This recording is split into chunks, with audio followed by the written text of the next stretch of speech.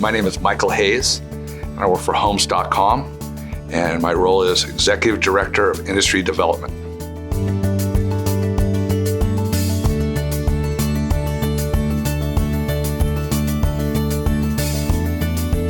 Right now we have 879 individual feeds.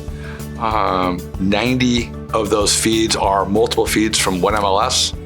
So one might be IDX or a direct feed for Homes.com. And we drive Homes.com as a real estate search portal for consumers. And it's in Canada and the US. And we have properties in Canada and the US. And then we also have IDX websites for agents and brokers. And then I guess some of the fuel is because of we have a control panel. So if agents want to add photos or rearrange the photos, and that would just be for display on Homes.com. So that's what we drive it for.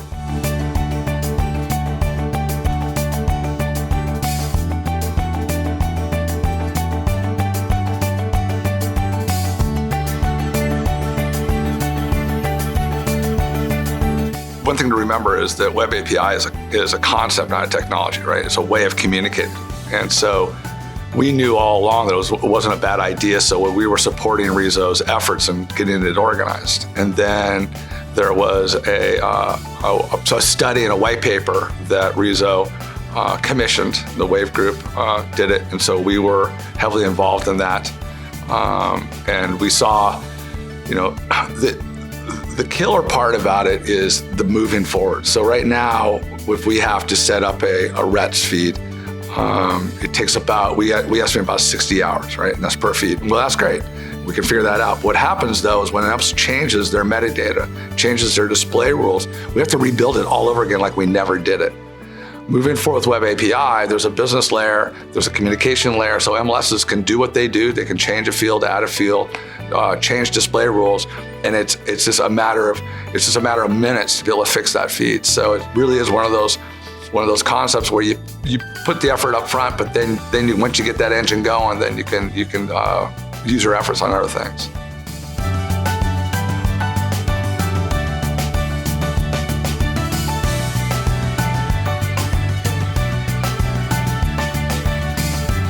Well, the advantages haven't been realized yet because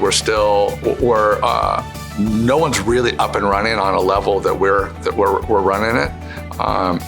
The normalized fields are really easy. It's all the custom fields and things like that we're working with.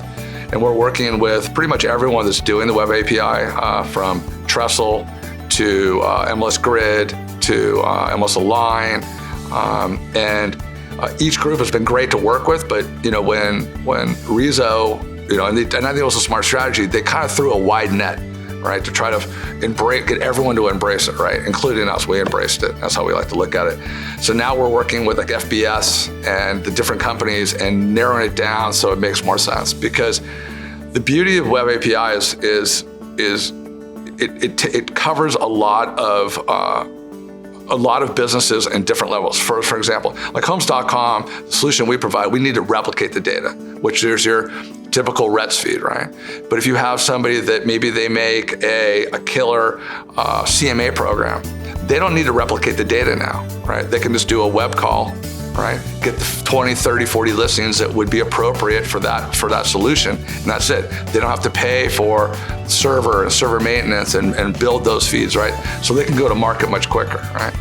So it's a little more effort for us because we have to replicate the data. We've already we've had great success with RESO standards and having the data mapped.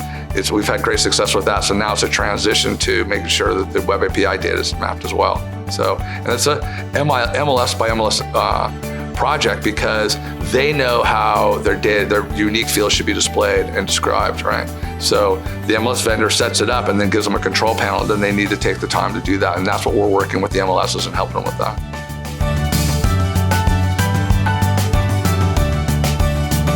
We drive Remax.com. So we have, I think, high 300s, like 380 IDX feeds for Remax.com. So obviously, be able to map all that data and be able to provide it to the brokers of Remax and Also for Realogy, brokers of Realogy, there's another probably extra 200 fees for them. It would probably be impossible without RETS and RESO.